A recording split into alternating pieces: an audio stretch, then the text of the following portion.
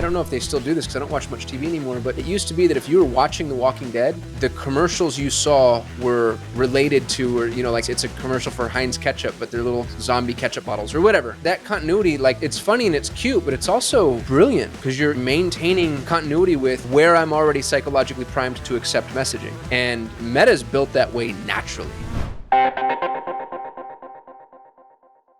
Hello and welcome to the Perpetual Traffic Podcast. This is your host, Ralph Burns, and this is the show where we share cutting-edge strategies in acquiring leads and sales to acquire more customers for your business so you can achieve your vision.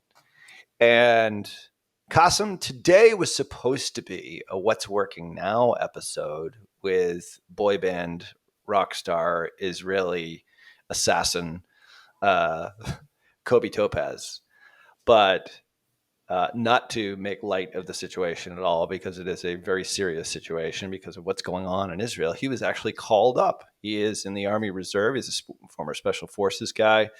And this is serious. This is life and death. And for those of you who don't, maybe you forget this every now and then, like how precious life is, how much we in the US or wherever you live, like wherever there's peace and freedom, I think we take it for granted. And this is something that I sent that message. He sent me I'm not going to repeat it here, but it was just one of those messages that you just never want to get for somebody who's going off to war, to myself and some of the folks from our leadership team. And I sent it to my kids and my wife. I'm like, guys, we have got it made, really. And just always be thankful for the freedom and the independence in the war-free environment that you live in. Probably some places where we're broadcasting here today, you know, you are in one of those environments, which is horrible. And I wish everyone the best. I know we have a lot of listeners in Israel, and this is serious business that they're dealing with there. I am hoping that Kobe will come back and do previous and obviously go back, and we'll leave some links in the show notes to the previous episodes that he's done. He's got a unique style, but hopefully he will come back safe and sound for his family and for you, the Perpetual Traffic listener. So our prayers and wishes go out to him, as well as all the people that are involved with any fight anywhere in a just cause. And I don't know which side you are politically, it sort of depends, but going to war and having to get a message like I got the other day from him is just very sobering. But let's not take these freedoms that we have for granted. So, not to start Perpetual Traffic on a dark note, because we are optimistic that he will come back, but we do miss him, made me realize that some of our more important and more popular videos that we've done on our YouTube channel, which is over on perpetualtraffic.com/YouTube, are more along the lines of the personal development niche, not necessarily traffic tips. So, and I'm throwing this one out to you, but maybe we can banter just a little bit here of some of the things that we do on a day-to-day basis, or some habits that have helped us get to that next level of success. For me personally, talking about just what we talked about, I do a meditation every morning called a gratitude meditation. And it's, nice. I think it's either 7 to 12 minutes. Unfortunately, I didn't do it this morning because I had to rush off to the auto dealership. But usually I do it the first thing in the morning. It just sets the whole day on the right path for me. Mind Valley was a customer of ours for years and years and years. Huge fan of Vishen Lakhiani. There's a lot of people that you can follow out there. The apps that they have in there is gratitude apps that you can find them on YouTube as well for free, but definitely check out Mind Valley. Anything like that sets the day on that path, and it continuously reminds you of the things that you're grateful for. And by extension, the whole idea for gratitude is what you put out there, you receive back more from it. So I'm a big believer in that. So that's one of the hacks that I do every single day. There's actually an app a friend of mine uses all the time called the Gratitude app, which is actually kind of a cool app. I don't use it quite as much, but that's one of the sort of the hacks that I start my day with. How about you, Kasim? I love that, dude. Well, so you're talking about my favorite topic, Ralph. So Yeah. you'll probably need to shut me up. I publish my habit journey every morning to Instagram as a story. I wake up at 4:00 in the morning. I work out. I do what I call deep work, which is visualization, affirmation, prayer, I'll read something that feeds my soul. Right now, I'm actually reading the Bible, which is interesting because I'm not uh, what I would consider to be theologically aligned, but it's a book that's important to a lot of people. And I was raised Baptist, and so there's some, call it indoctrination there for me. I do a sauna. I do a cold plunge. That's my favorite part of the morning. Yeah, we've talked about the cold plunge. I do a cold plunge every morning. I don't recommend the cold plunge, the brand. If you're from Plunge and you're listening, hear me, because that damn thing breaks down so much. I've had that tech out to my house 6 freaking times. Oh, But dude, there's nothing like an ice bath. Like yeah. it's both just mentally and physically.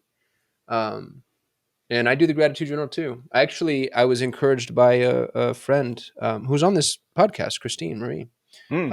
I used to, I was inconsistent with it. And so she challenged me to write 5 things every day.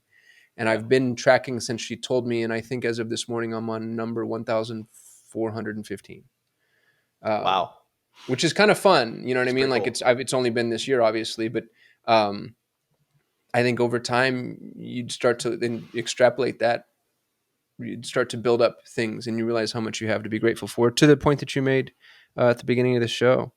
And dude, I don't think there's anything better or more effective you can do for yourself than wake up early in the morning. Hmm.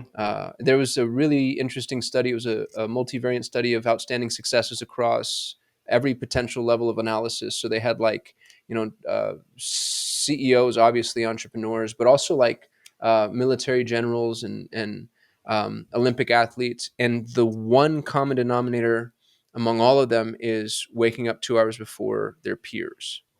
And that's what really separated them, because I do. It's a more productive timeline. 2 hours in the morning is worth 4 hours throughout the day. Yeah. People aren't there to mess with you. Yeah. You're, juiced up and hyper productive. And dude, I'm a night owl is the other thing. People are like, oh, that's easy for you. You're a morning person. No, I'm not. My Hmm. life, if I had my druthers, I would live my life at around 2 a.m. with a pot of coffee, a pack of Newport cigarettes, a stack of books in my journal. And that's heaven for me, Ralph. Like that is, I love nothing more than going to IHOP and sitting out on the patio and smoking myself to death and drinking too much coffee. But all those things are ruinous for your health. And so waking up early keeps me from doing. Anyway, that's more than you wanted to know, but that's my habit stack.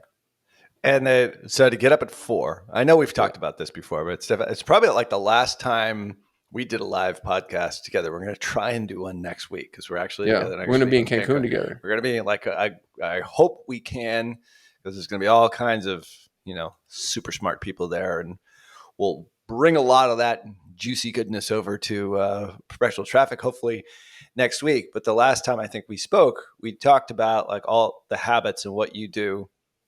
And to get up at 4 o'clock in the morning is meaning, when do you go to bed? I mean, I know you've got young kids, but is it like 8, 9 o'clock? Is it Yeah, I'm that? in bed by 9:30 and I'm asleep Mm-hmm. by 10. So in bed by Mm-hmm. 9:30, read for a little bit, and then I'll be asleep by 10. And the other thing I do for myself is about once a week when I'm done with my habits, usually like a Saturday or Sunday, I'll go back to bed. So I'll do that whole stack that I just mentioned. It takes me about 2 hours, 2.5 sometimes. And then after my cold plunge, if I'm still exhausted, I listen to my body and I'll go get another, hour and a half, because I don't think you should be tired. But Mm. 4 a.m. is arbitrary. It could be 2 a.m. The important thing is just being able to get up when your alarm goes off. Yeah. It's like whenever it is you've decided to wake up, just that's the commitment and that's the habit to cultivate. The alarm goes off and I fly out of bed, and I keep my wife and I keep our phones out of our bedroom for weird hippie reasons. Um, and I'll fly to my phone and I take a picture of my watch. And that's the very first thing I post to Instagram is bam, 4 a.m. I took that from Jocko Willink. And so I think Mm-hmm. if you want to cultivate a habit, maybe 4 a.m. is a little excessive, right now, but just go cultivate the habit of getting right out of bed, because staying in bed, hitting snooze, scrolling through your phone, like all that stuff, that's deadly. Horrible, horrible way to start your morning. Yeah. I jump out of bed, grab my phone, take that picture, throw on my gym clothes, and I'm in the garage where I work out by like 4:03. And my workouts aren't great. I've been offered that criticism. Somebody on Instagram was like, "Is that the best time to do a workout?" And the answer is no. Like they're not exceptionally inspiring. It'd probably be better if I did it after the cold plunge, because the cold plunge spikes your testosterone. Mm. But I like it because it's just a great way to wake up. You just instantly start moving. I thought you went to Orange Theory in the morning. Like, and then you'd have to drive and then go, and No, I so you used go to do right in the Orange gym. Theory. Yeah, I Yeah. go straight to the gym, straight to the garage. I don't like leaving my house. It's inefficient. I mean, the Yeah. time you have to spend is, it's costly. Well, it's an extra, for me to go to the gym, it's 15 minutes ride. Right. So Both ways. yeah, I mean, it's a half hour time lost. Yeah. So, but That's a perpetual traffic episode though. You could uh, listen to PT. that's, You yeah, get smarter. 100%. I could go Right. back and listen to previous episodes. Uh, but yeah, I think there's variations of this. I think you have to have a morning routine to a certain degree. Uh, and I think yours is an extreme routine. I would suffice to say it's probably more than most people are doing, but I think the idea of having a routine that you stick to every day without fail is a recipe for success. And if you just get up, I find this every time I get up at like 5 a.m. I don't do it ordinarily. It's anywhere between like 6 and 6:30. Like I need more sleep than you. There's no doubt about it.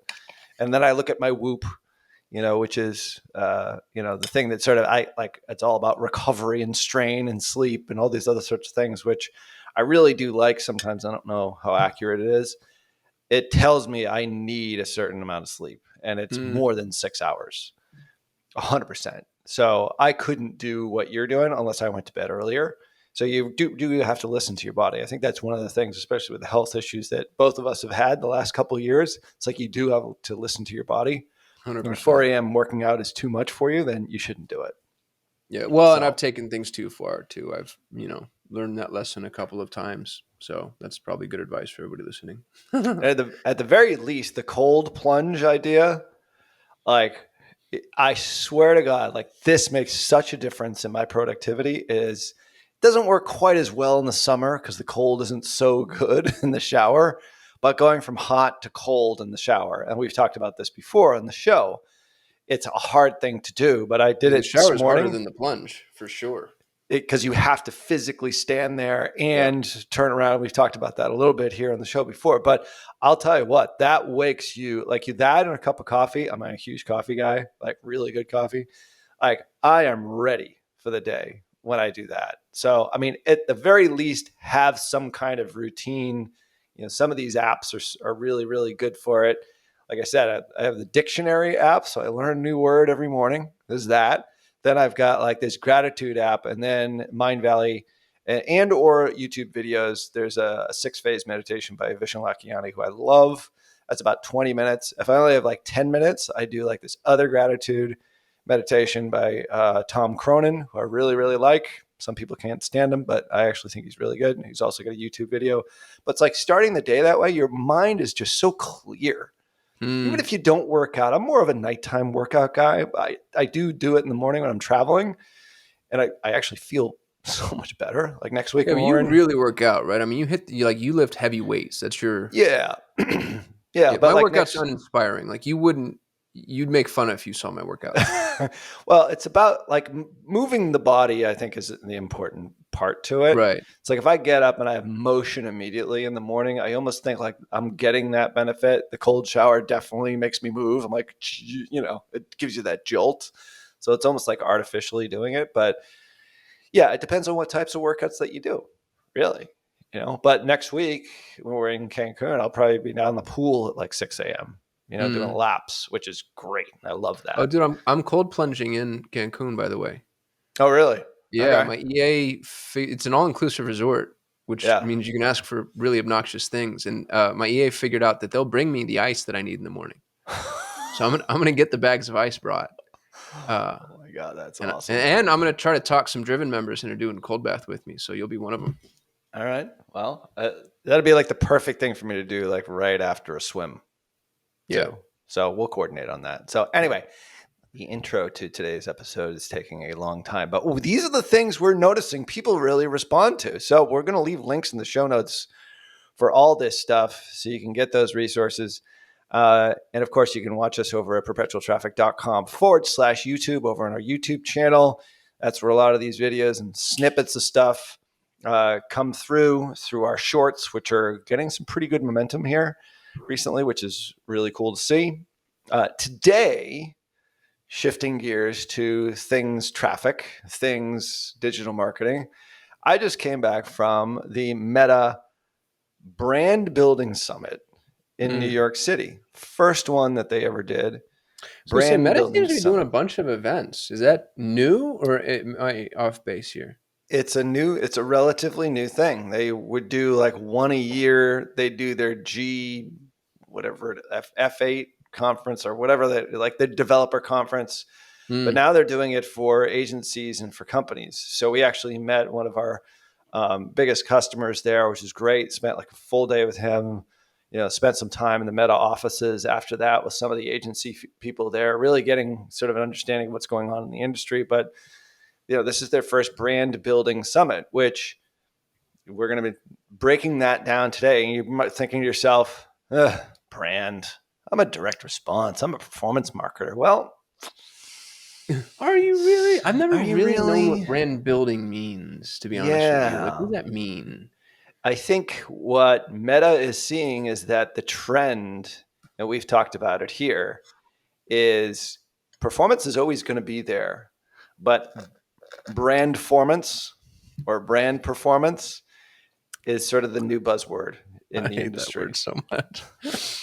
Brand brand performance. brand performance. That was the buzzword. You won't see that in any of our marketing literature, by the way. But anyway, brand performance is something that, if it's done right, it actually does work, and it takes you from where you are right now to that next level of success. And we've seen this now with upwards of a dozen clients for Tier 11. So it's the real deal. So we're going to get into the brand building summit, the big points from that, right after this quick break.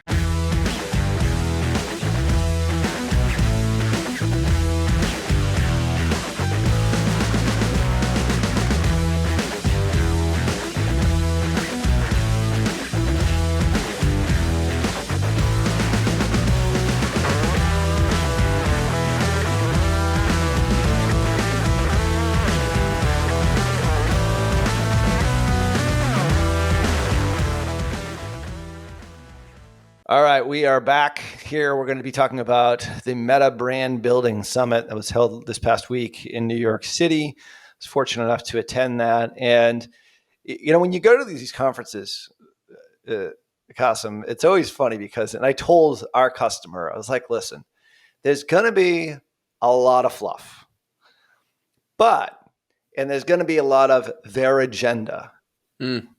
But what you have to do is you have to be able to sort of sift through it and pull out 4 or 5 things at the most that you say, okay, that is going to change. I'm going to implement that.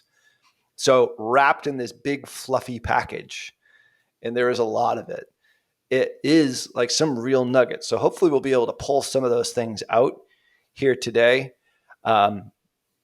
But it's hard. You gotta stick through it for like 8 hours in order to pull out those 5 things.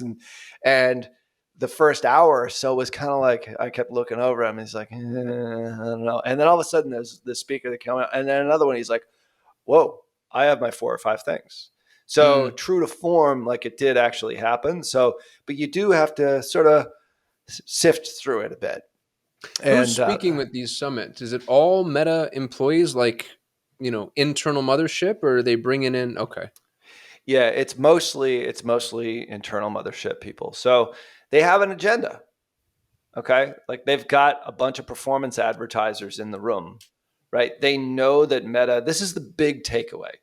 Meta knows they are a performance-based, direct response-based platform as far as the world sees them.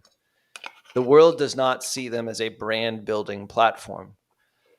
However, if you can blend this brand building awareness, consideration, and conversion, we've talked about this before, the ACC model that we refer to inside Tier 11 is, getting awareness at the top of funnel. Consideration is some kind of action on your site, some kind of exchange of information, typically an email or a name or a phone number or whatever it happens to be. And then the C in ACC, second C, is conversion, is ultimately getting a purchase. But that journey is we do it all, whether or not we realize it or not. Meta has been very focused on the last C, which is conversion, which is website conversion campaigns. However, when they do these summits, they bring in all their top people, their VPs, like the whole list. It's VP of this, VP of that, VP, director, all these like top dogs. Like Zuckerberg doesn't show up for these, but it's all the people that are on that side. And then there's forums with big brands. So if you're a small to mid-sized brand, let's say you are a 3 million in revenue to a couple hundred million in revenue, you are considered a small to mid-size business to somebody like Meta. The case studies that they talk about are the people that they bring in from the outside are on these huge corporations like Wendy's, Tiffany, um, PepsiCo, like big companies. And then they use those case studies and then say, this is what you should do. So you, as the mid to small marketer, have to kind of extract how you can apply this, because you're not PepsiCo, you're not Wendy's, but the lessons that you get are applicable. And what we've found is that the more Meta does these conferences, we come up with great ideas for our individual clients. And then we have entire channels in Slack where we discuss this stuff. So I'm sure this podcast will be part of that. But that's usually how it's set up. So that's kind of the frame, if you will. So there's fluffiness, and then there's some tactical, but it's very high level because it's bigger brand enterprise. So then your job is to pay attention and to start to extract it. And that's where great ideas come from. Is obviously it's not necessarily doing exactly what other people are doing, but doing what they're doing, copying it to a certain degree and making it your own. Does that make sense? Yeah. The thing about copying that always worries me when we talk about brands of that size is so much of what they do is just predicated on massive spend. Right. It's like Pepsi can just carpet bomb the world with their images. And I'm pretty sure that's more or less their stated marketing strategy. Like, I just need you to see my logo 100 million times and then you're going to drink my drink. Right. So I guess it takes somebody like you, right? It takes a strategist to kind of distill what works and what doesn't based off of what your clients are capable of doing. Because that does not work with our clients. We do not work with enterprise level clients, but by and large, PepsiCo maybe has some agencies that they work with, but they have a large internal team. Like we did some work, or we discussed, working with Under Armour at one point in time. They have a staff of like 60 people that do what we do. I'm like, why do you need us? Yeah. It's like, we'll be happy to help you on certain parts of it, but it's like there's no way. So, but then every business is slightly different that way, and that's fine. And creative houses or creative agencies are pulled into like that 60 or 70 person team, for example, and they do bring those people in oftentimes in on conferences like this. Although there weren't any agencies that I recall that actually did speak at this thing, but yeah. So how do you pull that stuff out from what the big guys are doing? Because our goal, like, we'd get slaughtered if we took like the strategy for PepsiCo and did that for all of our clients. We wouldn't get any results. We just wouldn't.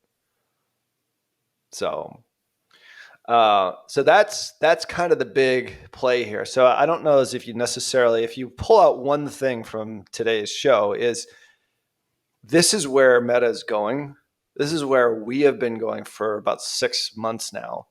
And it's further affirmation. They're doing an actual summit on this subject, which is counterintuitive to how they're perceived in the market as primarily a performance engine. So Google probably is the same way in a lot of respects. It's like it's a direct response engine, primarily, Google pay-per-click for a certain degree. But, display network, you could be carpet bombed by PepsiCo ads and Wendy's ads, I'm sure. You know what I mean? Dude, I've always So thought the Google Display Network was the single most important untapped repository of ads, period. It's yeah. massive. It's massive. But it's so underutilized and it's hard to use. They haven't, Facebook Meta really cracked the code on how to integrate ads with media. Like when you're in Instagram or you're in Facebook, the ads are so integral to the experience. Um, the way that Google search is, Google hasn't done that with display yet. Um, I think they'll be able to better when we get SGE to greater degrees. Yeah. But yeah, the Meta as brand building makes a lot of sense because I mean it's just like television commercials. The more a commercial maintains continuity with whatever viewing experience you're currently having. Like, dude, I don't know if you remember this, and I don't know if they still do this because I don't watch much TV anymore, but it used to be that if you were watching The Walking Dead, the commercials you saw were like related to, or like it's a commercial for Heinz ketchup, but they're little zombie ketchup bottles or whatever. But that continuity, like it's funny and it's cute, but it's also brilliant because you're Mm, maintaining continuity with where I'm already psychologically primed to accept messaging. right. And Meta's built that way naturally. So I think them for brand building makes all the sense in the world. My question is, and maybe we're going to get here, I don't mean to jump the gun, but how do you measure this? Mhm. So if it's brand performance, is it just likes, comments, and shares? Like, how do you measure brand lift, brand awareness, brand performance? What are the KPIs there? They were so light on that. Of course they were. Yeah, because There was it's a hard question to answer. literally no solution was offered aside from, uh, well, maybe there's a couple of things, but they're just so highly esoteric that they just didn't even mention them. And that's what myself and our customer were looking at because we were doing this strategy right now for them. Hmm. And I I leaned over to him. I was like, "This is all great, but how are we going to measure it all?" And he's like, "I want to see that part of the show," and they Right. never got to it. Well, I've got an answer for them. It's MER over time. It's media efficiency ratio expanded because if I'm going for, if I mean, it's based on some assumptions, right? That increased brand awareness ultimately will increase ROI. That's more or less the assumption. And so if I was advertising last year and all other variables are the same, and I'm advertising this year and my brand awareness has gone up in theory, then, other levers will have been improved. Click-through rate is better, conversion rate is better, customer take rate is better, retention is better because I have better brand awareness. And so I should be able to see the improvements, I guess, based on that comparison to that timeline. And dude, it makes sense philosophically. Like if we were in school right now teaching marketing, that's an easy thing to put in a textbook. That feels like an impossible thing to sell. I don't know how to sell that. Like if I got a lead this morning and I have to hop on the call with this customer and I'm going to go sell them brand performance, I'm going to feel kind of silly. Mm-hmm. It's a bit of a leap of faith when it comes to like when it comes right down to it. And the funny thing is that I don't know if you've read uh, his book, but Byron Sharp was one of the speakers. Byron Sharp is this very well-known best-selling author, wrote How Brands Grow. They're actually giving away his second iteration of that book at the conference, which was worth it unto itself, which is kind of cool. Just a really interesting dude from New Zealand. And he basically said he doesn't do anything like model mix marketing, which is sort of an esoteric way of tracking and making sure that everything is being done accurately. And I haven't seen a model where it works perfectly every single time. One of his takeaways is he said to a bunch of performance marketers, you don't need to measure everything. You can actually miss some stuff as long as you're keeping an eye on the big picture. Back to your philosophy on this, which I agree with, which is MER. Mm. So there is a certain leap of faith when it comes to brand. But here is the key takeaways and we'll throw in some stats here, is that you don't have to go from conversion ads. Like, let's say you're running conversion ads right now. And chances are, if you're listening to this show, most of your meta ads are website conversion ads. Great. Good place to start. That's where I would start. And you can optimize that. You can separate out your levels of traffic. You can go back to listen to 500 episodes of Perpetual Traffic. We talk about all this sort of stuff. Point is like, you don't have to start with, oh, I need to start building brand and spending twice as much on brand awareness or reach campaigns. No, you do it in slow increments. You do it over time. So that when you do this, you start building up your own brand voice, but you're seeing not a huge decrease in the effectiveness of your conversion ads. So for example, like with a client of ours, we're doing this at $100 a day for not brand awareness, top of funnel ads. Like just, hey, get the brand out there, no call to action. All we're looking for is brand recall as our conversion action. We're doing this with consideration campaigns, which is sort of middle of funnel traffic campaigns, maybe a middle of funnel conversion with a website conversion objective for a lead, not necessarily a sale, or for reading a blog post, or for watching a video views. Like, you can do it in increments. And we actually have a test running right now where we're testing 5 different top and middle of funnel campaigns and seeing which ones are the ones that have the most lift on the back end. For us at Tier 11, it is book scheduled calls. So, and those book scheduled calls through, the way in which we track, which it gets pretty close to figuring out what works and what doesn't at the top of the funnel. It's not exact, but gets pretty damn close. We're starting to see lift overall just in leads, quality leads for our ideal customer profile. So, and that's how you sort of do it. You do it in small increments. And Byron Sharp, one of his big takeaways is don't do burst advertising. Don't just throw a bunch of ads out there and then stop. Just do it slowly and consistently over time and start building this over time, because what you'll start to see is not huge gains. And a lot of marketers, performance marketers especially, are looking for big gains immediately. Oh, I got a 3x ROI when I change this one thing in my campaign. Whatever that thing is, it's probably because you like upped your creative. You did a lot of sort of things that we talk about here on the show. Maybe you started incorporating creator content that's actually really good, really speaks to your avatar's pain points, desires, whatever it happens to be, however your product solves that particular problem. But in most cases, like, you're just going to get incremental gains, and all those incremental gains start to add up and start to build your brand without you really even thinking that you're a brand advertiser. And so you can do it with just small campaigns and then grow them over time. And we've done this now. There's a case study that we have to talk about here on the show where we did it, where they were spending about $7,000 a month on brand sort of middle of funnel consideration campaigns. And over a 7-month period, they're now at $70,000 a month in spend, and their Google spend in a really, really super competitive space is flat to down. And their cost per acquisition is down by 50%.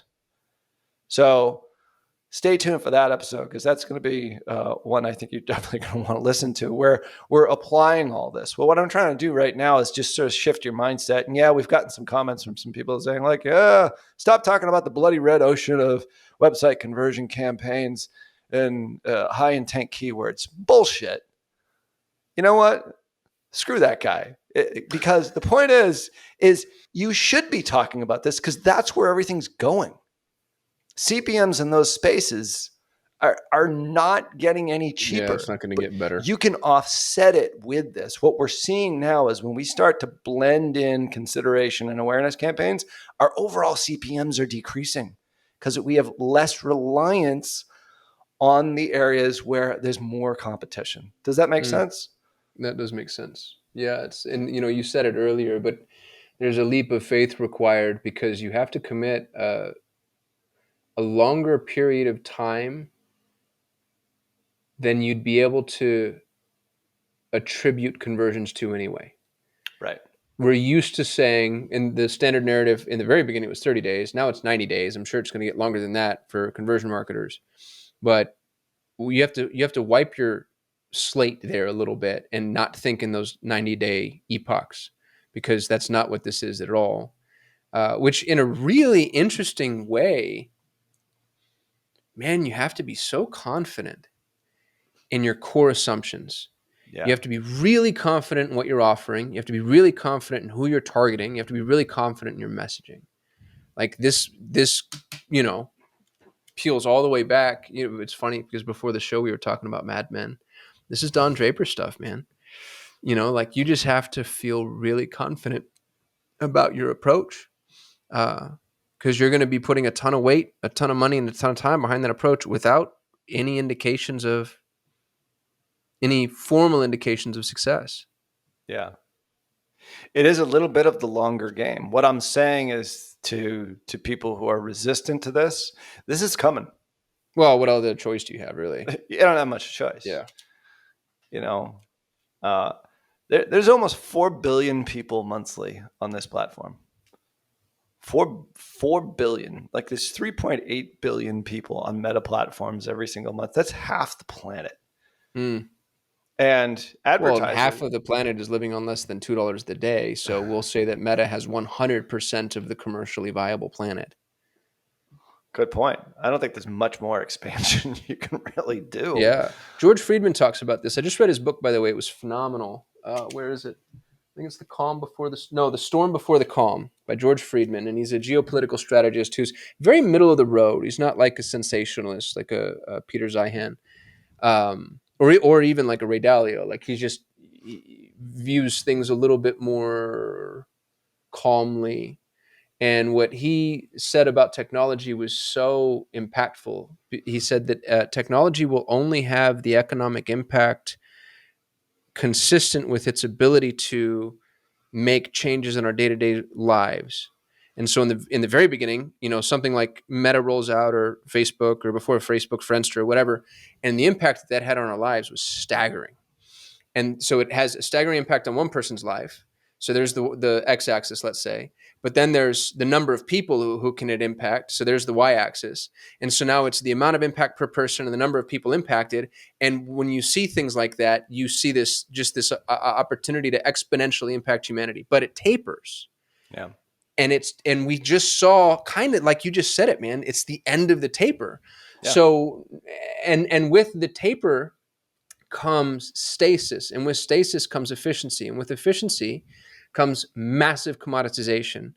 And really what that means is Meta today is a whole lot like television was in the 70s and 80s. It was a ubiquitous truth and a prerequisite. If you were going to advertise, you had to be on TV. Had to. Mm-hmm. But because they got so efficient with it, it became really hard to break into. And so I think what we're seeing happen, and this is happening inside it, I think it happened in Google before it happened in Meta, is we're seeing small businesses priced out. Yeah. Because of this, small businesses can't have this conversation. You can't be a small business talking about brand performance. Can't. Dude, you remember you used to be able to spend $500 a month in Facebook and get real results. Yeah. Like you could do something, and then 500 became $2,000, and $2,000 became $5,000. And what's y'all's minimum ad spend right now? What's the lowest you'll take a client?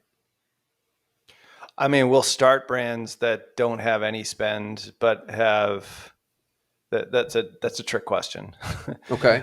I mean, the average company for us spends, oh God, probably anywhere from $50,000 to a couple $100,000. Our average per is month. 52. Our average is 50. Our top side is Yeah. 7 figures, but we won't take anybody less than 10 grand. Well, if they're less than 10 grand, we call it an incubator account. And they basically have to sign in blood that they know this is doomed to fail. And if it succeeds, it's a gift from God. Yeah. That the caveat to that are companies that are either venture, angel, or private equity backed that want to launch in the US and have runway for it. Like you have to have a marketing budget to be able to successfully navigate the digital marketing landscape. Or the other side to that is I've got a great offline. We're talking to a customer right now that spends $500,000 a month on direct mail, but no digital. So a very successful business. Those are my favorite So customers. that's all you do is you take what they are doing. It's kind of a simple formula, and they'll be a great client for us is like that type of, like, it's so simple. I don't think it's simple, but it's in a Simpler challenging, than it's not in a, having that. it's in a challenging niche. You have a successful business. You want to translate that over, not replace your direct response. They want to use this as an adjunct. So, trick question there. Both of those, the venture backed, want to launch in the US, or they don't even necessarily have to be venture backed, but like have runway, have some money to be able to spend. But then the other one, successful business, want to go online. Both of those have zero ad spend. Now it's the local regional business that we would then defer off to our local regional division, like our startup division, and they would be able to help them. But for tier 11 proper, yeah, you got to have some ad spend, which basically shows that you have a product or an offer that resonates with the market. And that typically starts with like 10 to 30 grand per month in spend. It sort of depends. We'll do an analysis of it and everything else, but that just shows you've got a valid product. Unless you're just burning money, which does happen on occasion. Dude, I've as got well. those clients too. I've had those clients that are like belligerently convinced that they're misunderstood. Mm-hmm. And I hate to laugh, but I've had to tell people I'm not running these ads anymore. I don't want to take your money because this is painful to watch. It's painful to watch you punish yourself this way. Yeah. Um, There's some businesses that just shouldn't be advertising because their products suck. Yeah, that's what I'm thinking of. Sorry. We had a client in the SaaS space who was convinced that he was going to take on these major players and was just as good. And dude, he had uptime problems. Have you ever had a SaaS product have you ever used a SaaS product that had uptime problems? You know what I mean? It's like, I will never come back here again, ever. If ClickUp is down for 60 seconds, it is the end of the world as we know it. And there's no coming back from that. And I'll remember it for the rest of my life. And I'm going to be hold it against them. Yes. You can't be a SaaS, and it was every couple of days for him. Like you just couldn't log into the damn thing, and I was like, dude, like you have a good idea with, you can't stop it. Make sure that you do check us out over on all of our socials.